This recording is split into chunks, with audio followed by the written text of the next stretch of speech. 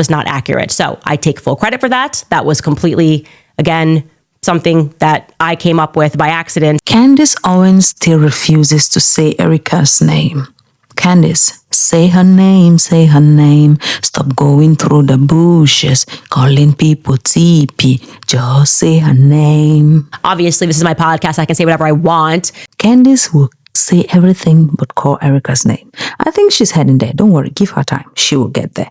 Anyway, I had to watch it twice because a lot of it is confusing, so that I can make sense of it in a few minutes so you don't have to. Now, if you remember the last episode, we ended where she asked people to bring her tips about Phil Lyman and Phil Lyman's cousin Shane and his two friends, because there is something she insinuated in the last episode which I left hanging because I did not want to say it. Then she comes the next day and says, oh, that's not what I meant. So I let her cook. Now, I would say that it's getting weird, but honestly, right from the jump, it's been weird. But this episode, she actually says it. She was insinuating that one of the friends of Shayna, that is the cousin, the nephew of Phil Lyman, looks a lot more like the person who was put out there as the shooter of Charlie Kirk rather than Tyler Robinson. That person looks a little more. Now look at the picture, do with what you want to do with that. That's none of my business. I'm just here to report according to Candace Owens. So in this episode, if I were to make it short, round, sweet and simple, this is what happens. Phil Lyman replies to her and tells her that, look, one, Shane's name is not Shane, it's Shayna, and he is not my nephew, he is my cousin. That is all. Two, the next thing that Phil Lyman insists on is that Nick, the alleged Nick, you remember Nick in the last episode, whose name is not actually Nick, but is a foot soldier or an informant for Candace Owens. Yes, Nick did not work on Phil Lyman's campaign as he's trying to become governor. That is a lie. And Candace uses the most interesting words to say how that happened, that she created it.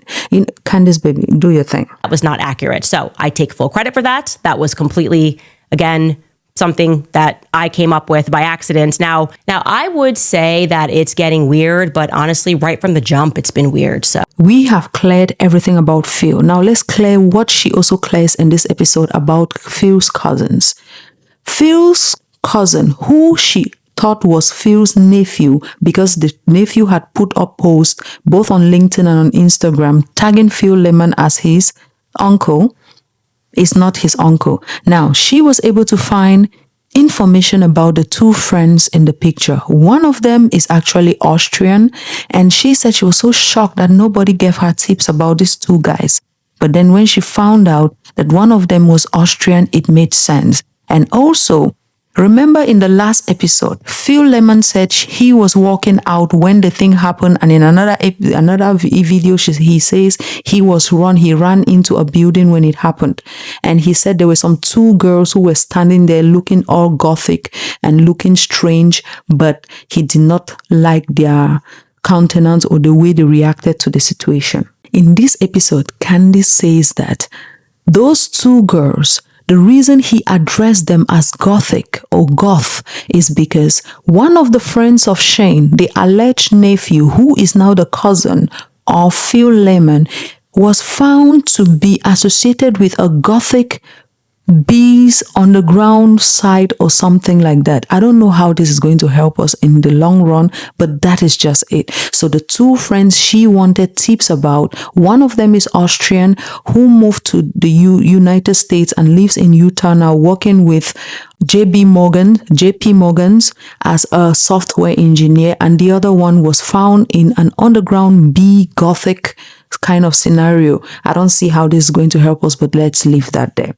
The next thing that happens in this episode that is very important is that Phil Lyman is very angry about the way things were done, and he is not happy. And on the contrary, Candace Owens is still finding him extremely fake and gay. Was a bit, in my opinion, too involved in the investigation of who assassinated Charlie Kirk. Just he was saying and doing a little too much, and his energy was weird.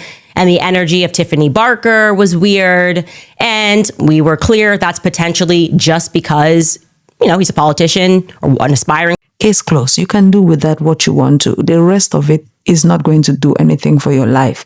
Let's do the briefs.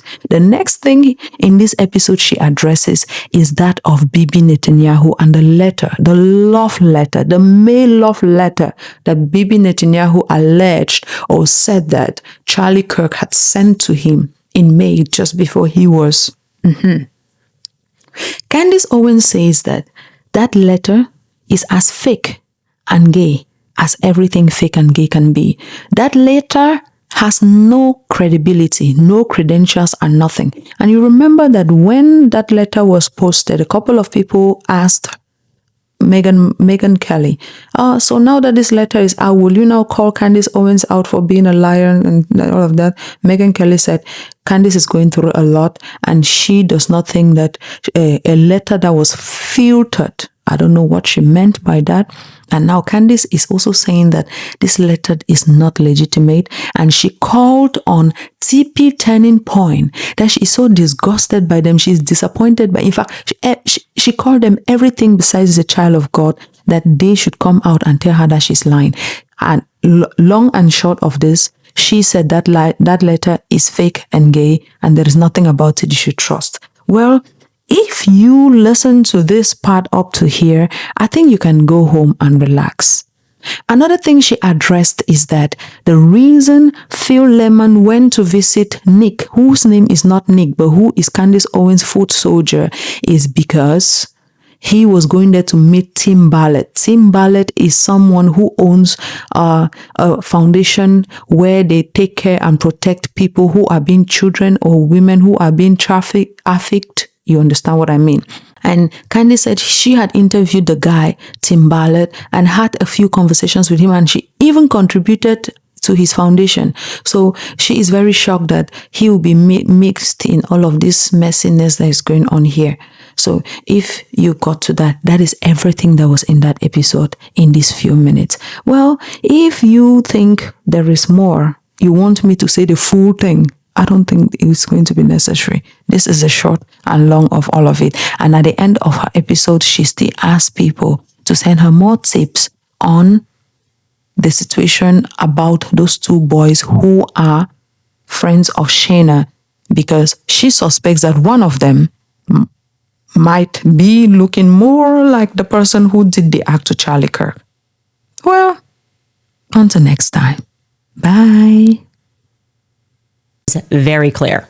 I said there will be no fakeness and there will be no gayness in this investigation. And apparently there were some people who did not take me seriously or literally, because there are a lot of little lies being told, right?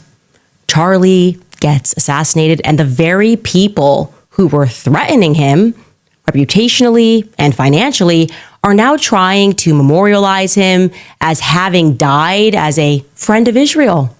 Okay, challenge accepted. All lies will be revealed, and we're going to help reveal those lies